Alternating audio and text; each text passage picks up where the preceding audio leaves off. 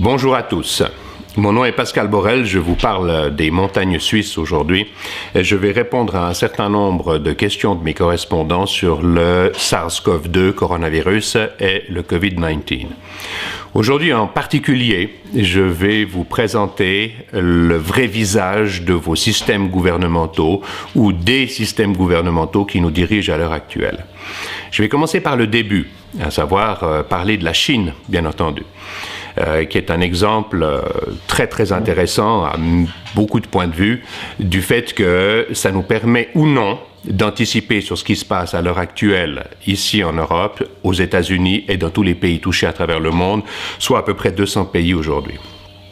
La Chine vraisemblablement a eu connaissance de la pandémie dès le milieu de décembre, voire peut-être même avant, mais au plus tard, aux alentours du 20-25 décembre. Ils ont commencé par un déni total à l'intérieur même de leurs frontières, allant jusqu'à emprisonner les lanceurs d'alerte, en particulier un médecin très courageux qui a été emprisonné dans un premier temps, puis libéré.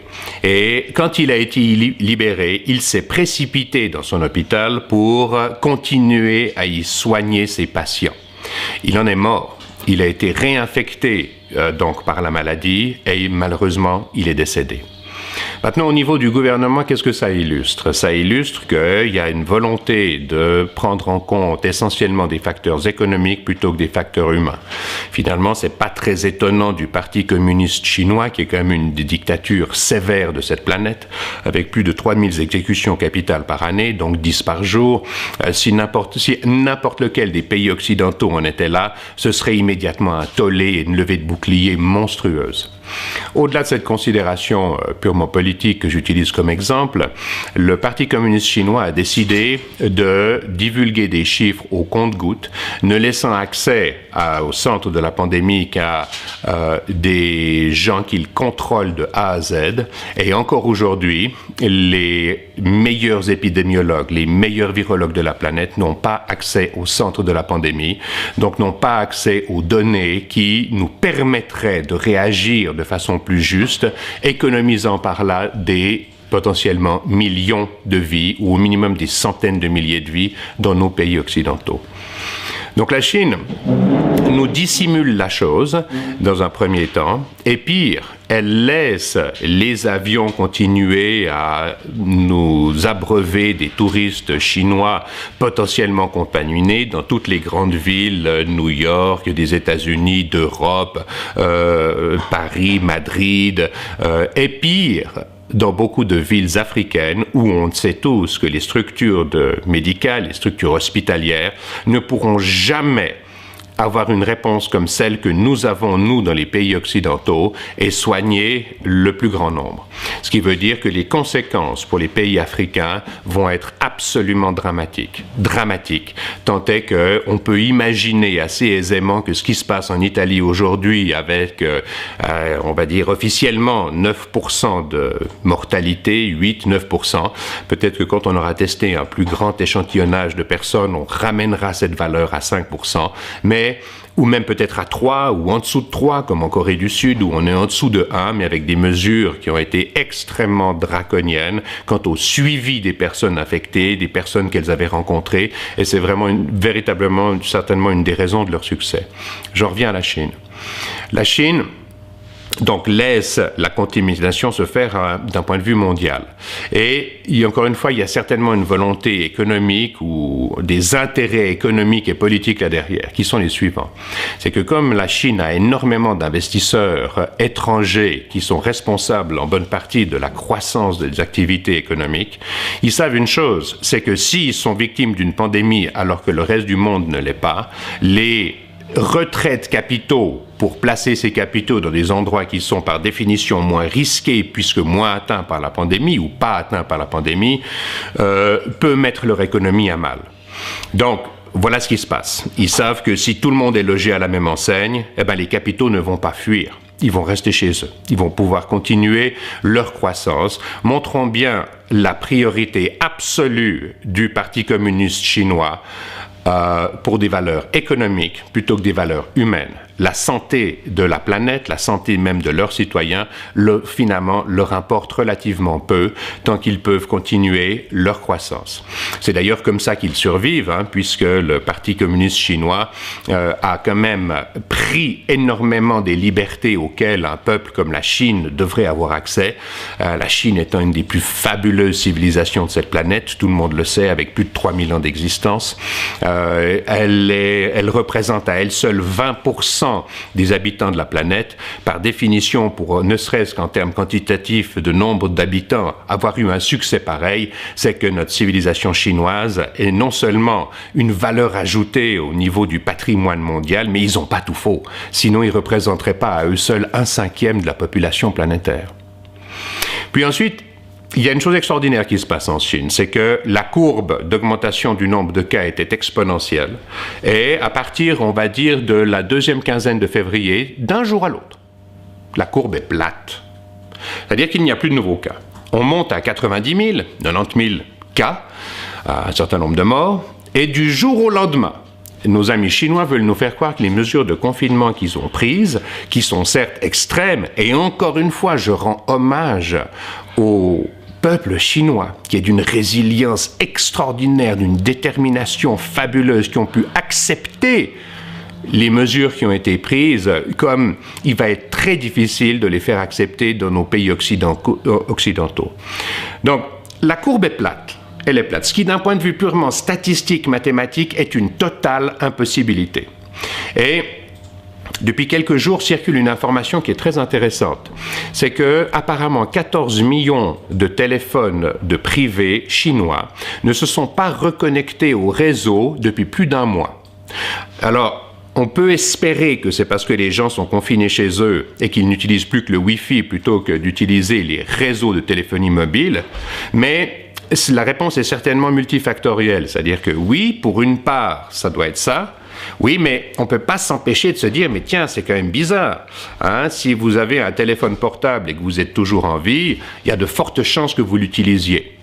Or, il y a 14 millions de téléphones, et encore une fois, cette information n'est pas de l'information officielle, ce sont des lanceurs d'alerte, des whistleblowers, des journalistes citoyens, si je peux les appeler comme ça, qui nous font parvenir ce type d'informations. Mais ça reste quelque chose d'intéressant et qui, encore une fois, permet de se dire que non seulement d'un point de vue mathématique, les chiffres annoncés par la Chine ne tiennent pas la route, mais qu'en plus, on a quelques informations par bribes qui font en sorte qu'on puisse mettre en doute ce genre de choses. De plus, je rappelle qu'il n'y a pas plus tard qu'une dizaine de jours, les journalistes occidentaux, américains en particulier, ont été escortés à la frontière, et je parle de Beijing, je parle de Pékin.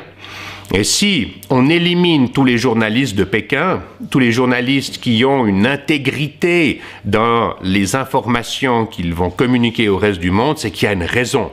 On ne le fait pas juste pour la beauté du geste. Non, ça ne marche pas comme ça.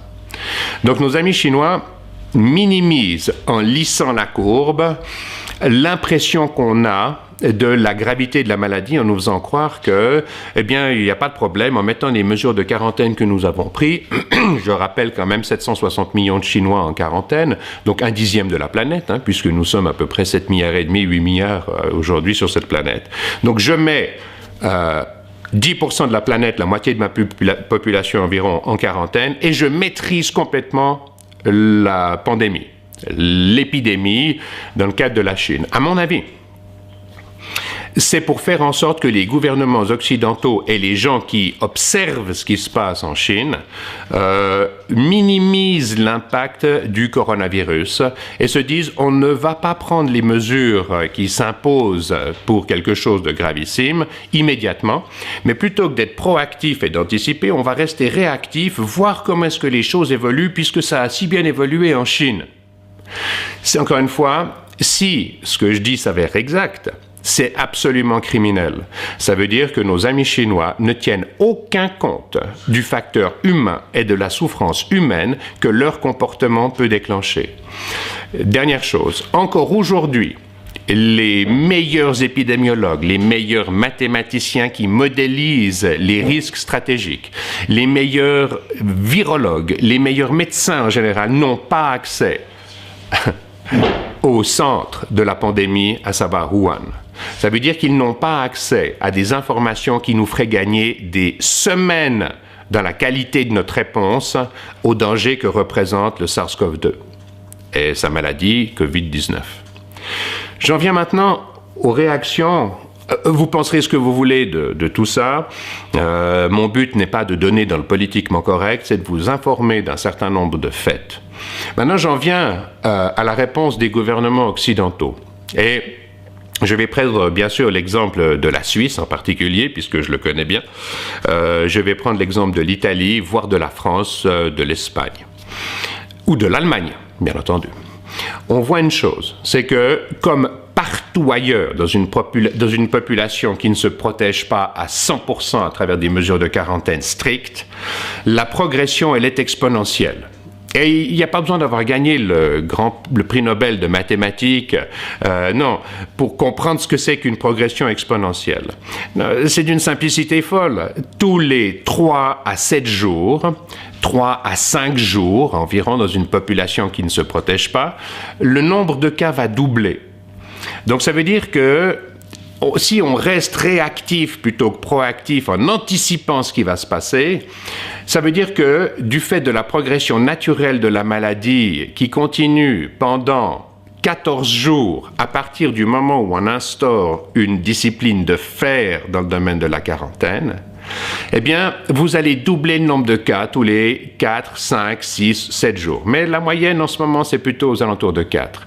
Si vous mettez en quarantaine par une politique de mitigation plutôt qu'une quarantaine totale, 60, 70 ou 80% de votre population, vous allez diminuer l'indice de contagion en faisant passer le R0 de 4, 6 à 2, 3. Mais ça veut dire que vous êtes encore beaucoup plus contagieux que la grippe saisonnière, que la capacité de la maladie de se propager reste quasi intacte. Vous allez diminuer un petit peu le nombre de cas, mais en aucun cas stopper la progression. En aucun cas. Donc, ça veut dire quoi? Ça veut dire que si vous prenez les mesures dans un pays comme la Suisse, où il y a 8000 cas aujourd'hui, pour faire simple, ça veut dire que dans 4 jours, on est à 16, dans 8, on est à 32, dans 12, on est à 64, et dans 16 jours, donc 2 semaines et demie, on va dire, vous êtes à 128 000 cas. Si vous attendez 4 jours de plus, ou même 5 jours de plus, donc que vous prenez les décisions de quarantaine plutôt que de les prendre un mardi aujourd'hui, vous les prenez, disons, vendredi, vous allez passer de 128 000 à 250 000 cas. Et si vous attendez jusqu'au milieu de la semaine prochaine, vous allez passer à un demi-million de cas. La progression, elle est géométrique. Il n'y a même pas, comme je dis, besoin de comprendre les 4 opérations élémentaires pour comprendre une chose pareille. Il n'y a qu'à regarder ce qui se passe dans les pays voisins, qui suivent tous la même courbe. Et vous croyez que ça va être différent dans un pays parce que vous parlez une langue autre ou parce que vous pensez peut-être que vous avez une spécificité génétique qui va vous faire résister mieux que les autres? Non, ça ne marche pas comme ça.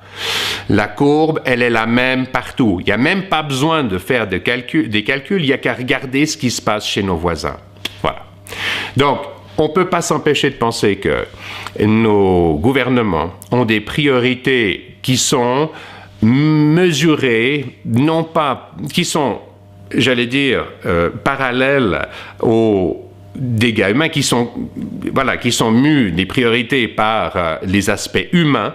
Non, les priorités des gouvernements aujourd'hui, c'est de mitiger l'impact économique. Encore une fois, pourquoi? Parce qu'ils sont conseillés par les grands chefs d'entreprise, les gens qui s'occupent des grands blue chips, etc., comme on les appelle, les sociétés cotées, l'économie de marché. Et plutôt que de prendre en compte la base de la base, à savoir la santé publique, parce que c'est clair que si la santé publique est gravement impactée, eh bien, tout le reste de l'économie va aller au tapis. Si on a 250 000 cas en Suisse, ça peut peut-être encore le faire d'un point de vue de la réponse médicale qui, je le rappelle quand même, devra mettre à disposition une 50aine de milliers de lits d'hôpitaux et vraisemblablement un peu plus de 5 000 lits en soins intensifs. Est-ce qu'on les a aujourd'hui? On peut peut-être étendre le système jusque-là, mais ça m'étonnerait beaucoup. Donc, vous allez pouvoir voir le vrai visage de vos systèmes gouvernementaux. Aujourd'hui, à mon avis, la politique de mitigation qui correspond à un ralentissement de l'expansion de l'épidémie, qui correspond au fait de faire en sorte que 30% de l'économie puisse continuer à tourner, évite de devoir prendre des mesures drastiques d'aide au premier maillon de la chaîne, à savoir les citoyens, les PME qui représentent à peu près 75-80% de l'économie réelle, mais par contre, c'est un risque politique majeur. Parce que ces gens qui ne prennent pas, qui sont incapables de prendre ces décisions aujourd'hui, parce qu'ils n'ont jamais fait face à une situation dans laquelle ils devaient prendre des décisions comme celle-là, dans le cadre d'une rupture de la linéarité de l'environnement, tout au cours des dernières décennies, on a vécu dans un environnement qui était d'un point de vue mathématique linéaire, avec un maximum de sécurité à plein de niveaux. Eh bien, cette rupture environnementale de la linéarité de l'environnement prend tous les gens qui ne prennent jamais véritablement de décision au dépourvu. Et c'est pour ça qu'on a ces hésitations constantes au niveau de nos systèmes gouvernementaux.